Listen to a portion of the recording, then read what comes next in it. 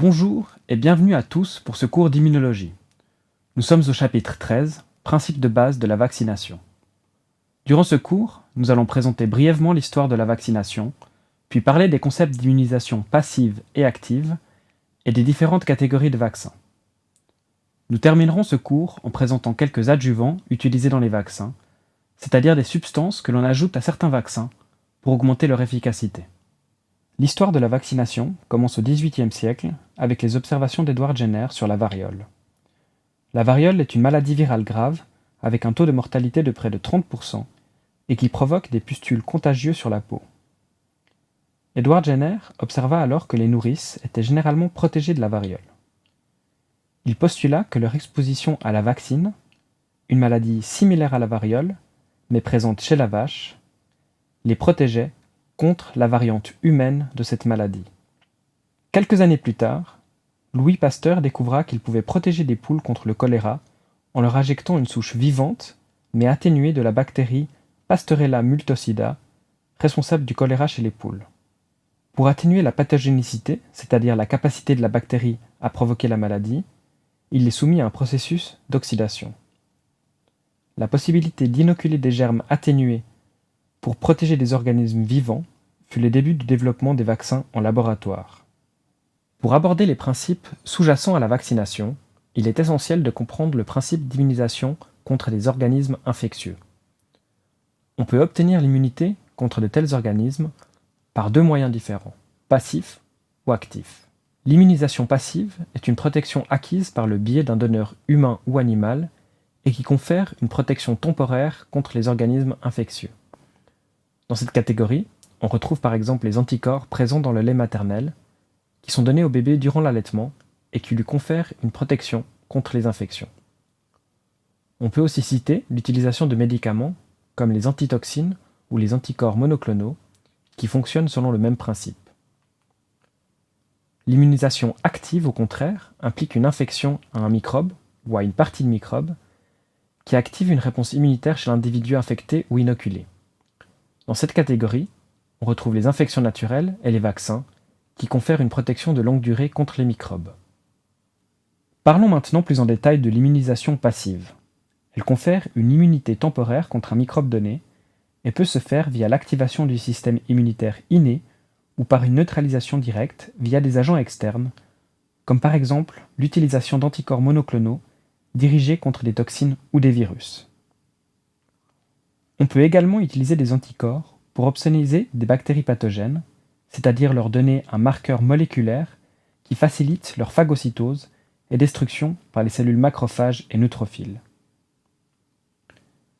Les anticorps peuvent aussi activer le système du complément pour la destruction immédiate du pathogène.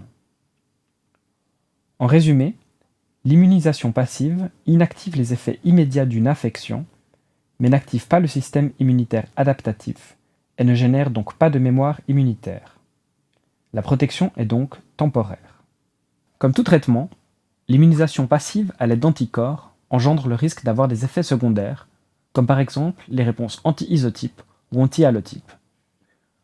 Dans la réponse anti-isotype, l'utilisation d'anticorps produits dans une espèce animale, comme par exemple le cheval, risque de produire une réponse immunitaire intense de l'individu traité contre les déterminants isotypiques de l'anticorps du cheval, c'est-à-dire contre la chaîne lourde des anticorps, aussi appelée région constante.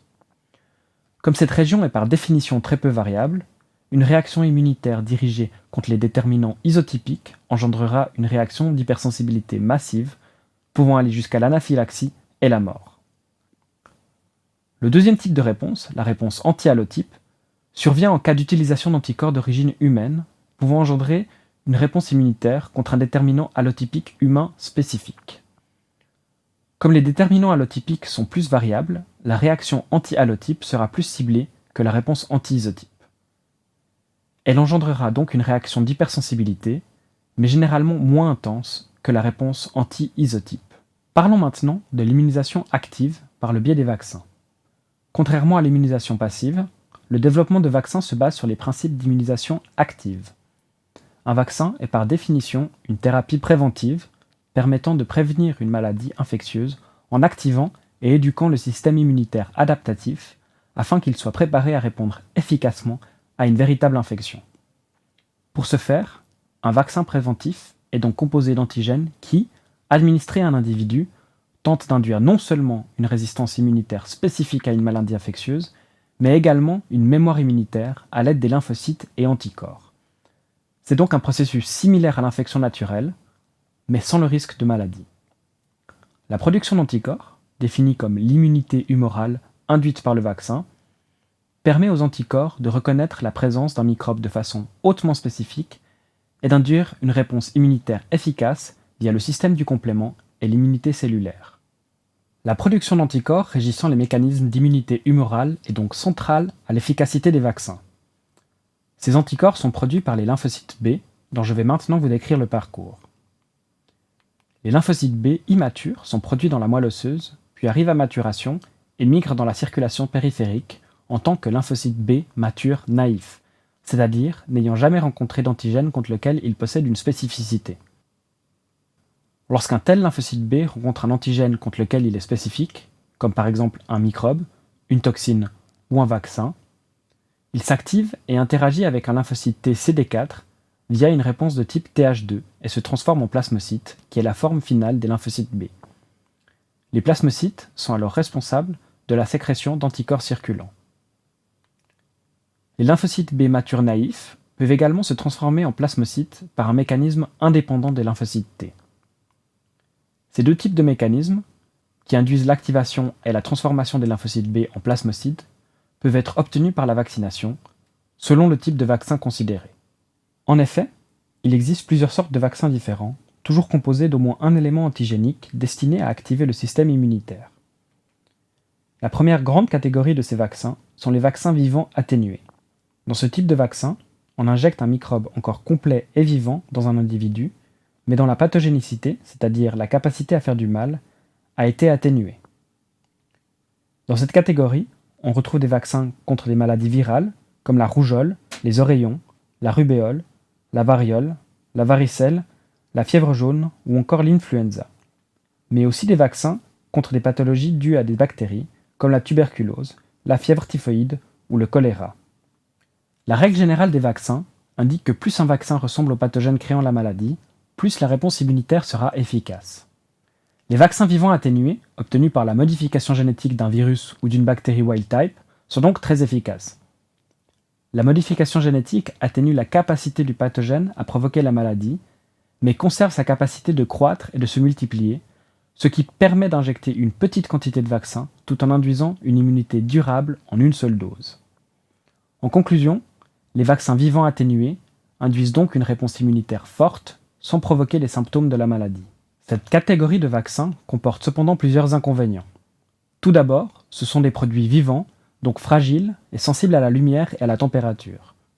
Leur utilisation est donc inappropriée si les conditions de transport et de stockage ne sont pas adéquates, ce qui limite la possibilité de les utiliser dans certaines parties du monde, notamment dans les pays en voie de développement qui ne possèdent pas toujours des infrastructures adéquates, comme des réfrigérateurs.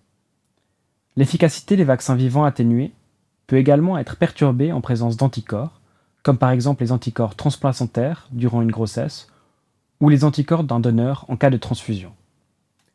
Finalement, comme ce sont des microbes vivants ayant conservé leur capacité de multiplication, ils peuvent croître sans restriction chez les individus immunosupprimés, et donc produire des symptômes de la maladie chez ces gens. En résumé, bien que très efficaces, les vaccins vivants atténués ne peuvent pas être utilisés partout et pas chez n'importe qui. La seconde grande catégorie de vaccins sont les vaccins inactivés qui peuvent être divisés en deux sous-catégories. La première sous-catégorie se compose de vaccins à base de germes entiers morts qui peuvent être d'origine virale, comme les vaccins contre la poliomyélite, l'hépatite A ou la rage, ou bactériennes, comme les vaccins contre la fièvre typhoïde, le choléra ou la peste. La deuxième sous-catégorie se compose de vaccins à base de sous-unités purifiées de germes, c'est-à-dire de protéines ou polysaccharides puisés à partir du germe. Dans cette sous-catégorie, on retrouve les vaccins contre le tétanos, la coqueluche ou l'hépatite B. L'avantage des vaccins inactivés est qu'ils sont incapables de croître ou de se multiplier. Ils ne peuvent donc jamais causer la maladie, même chez les individus immunosupprimés, contrairement aux vaccins vivants atténués. Cependant, comme ils ressemblent moins aux germes originels que les vaccins vivants atténués, Ils induisent une réponse immunitaire moins intense et limitée dans le temps, due à une baisse progressive des anticorps générés. Ce type de vaccin nécessite donc des vaccins de rappel, ou boost en anglais, ainsi que l'utilisation d'adjuvants, c'est-à-dire de substances aidant la réponse immunitaire, co-injectées avec le vaccin. Finalement, pour stimuler la réponse immunitaire, ces vaccins doivent être injectés dans des zones riches en cellules présentatrices d'antigènes, comme par exemple à l'intérieur d'un muscle. Lorsqu'on injecte un vaccin inactivé, à germe entier mort ou une sous-unité protéique d'un microbe, on active une réponse immunitaire humorale dépendante des lymphocytes T. On obtient donc une réponse immunitaire spécifique et dotée d'une mémoire immunologique. Pour évaluer l'efficacité d'un vaccin, on peut mesurer le taux d'anticorps spécifique contre ce vaccin dans l'individu après la vaccination.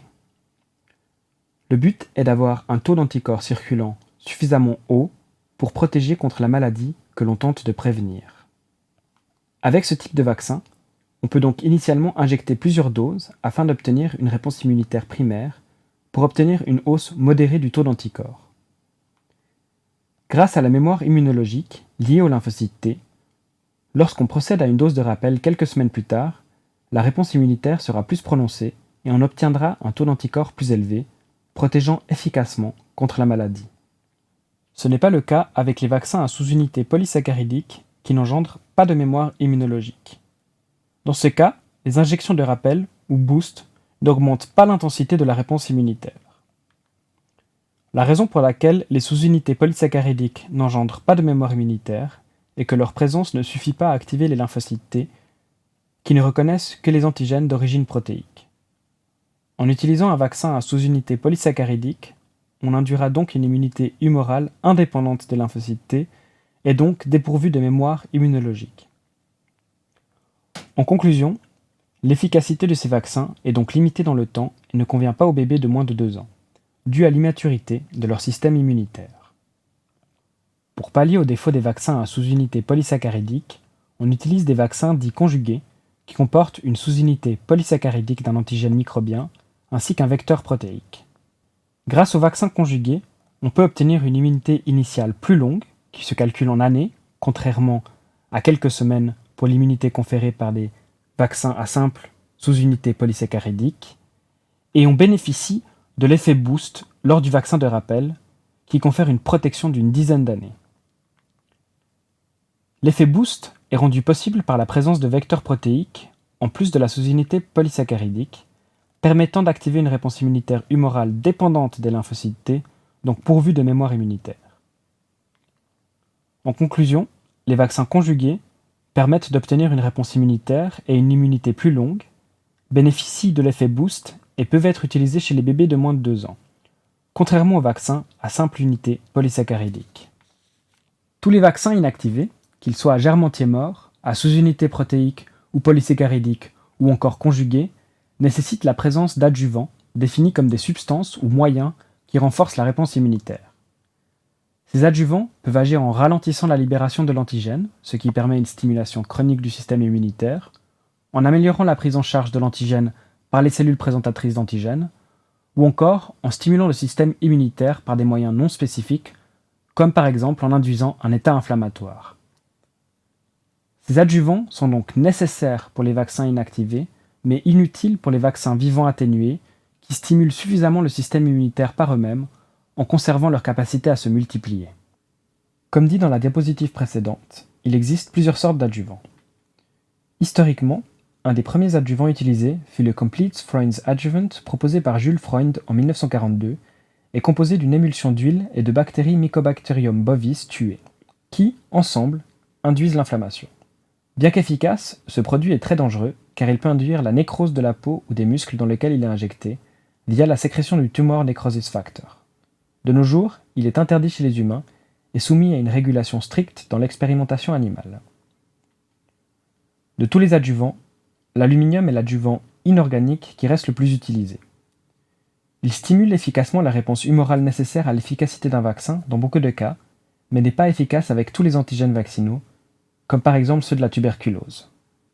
Le mécanisme par lequel l'aluminium aide à l'activation du système immunitaire par les vaccins est complexe et n'est pas encore totalement compris. Finalement, La dernière classe d'adjuvants utilisée, et aussi la plus moderne, comporte des adjuvants dits organiques, donc d'origine biologique.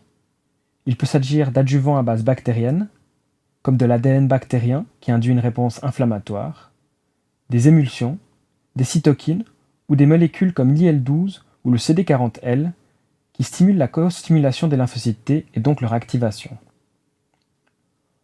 En résumé, les adjuvants sont des substances qui stimulent le système immunitaire et permettent aux vaccins inactivés d'induire une réponse immunitaire plus rapide et plus intense, ainsi que de stimuler les lymphocytes T afin d'obtenir une mémoire immunitaire.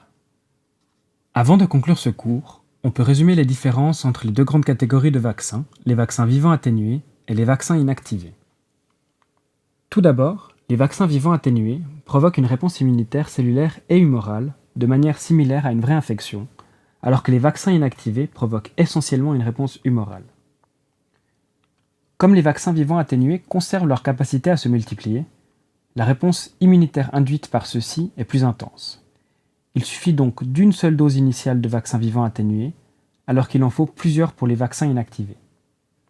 De plus, avec les vaccins vivants atténués, une seule dose garantit une immunité à très long terme. Les vaccins inactivés, quant à eux, auront une efficacité limitée dans le temps, liée à la baisse progressive du taux d'anticorps, nécessitant donc plusieurs doses de rappel ainsi que des doses de boost.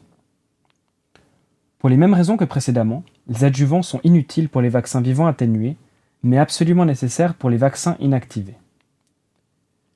Les vaccins vivants atténués peuvent être pris par voie orale, nasale ou sous-cutanée, alors qu'on préférera injecter les vaccins inactivés dans des zones riches en cellules présentatrices d'antigènes, comme à l'intérieur des muscles ou dans l'espace sous-cutané.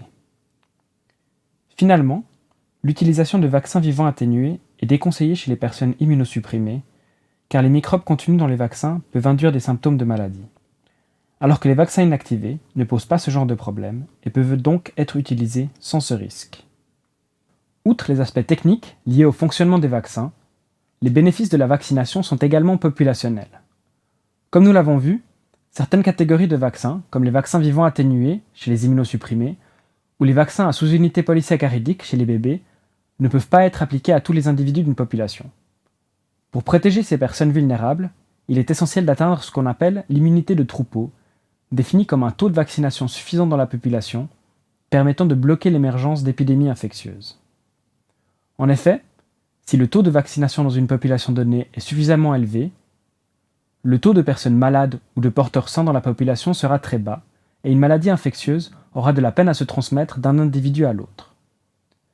Cet effet d'immunité de troupeau limite ainsi le risque qu'une personne qui ne peut pas être vaccinée pour des raisons médicales soit exposée à la maladie.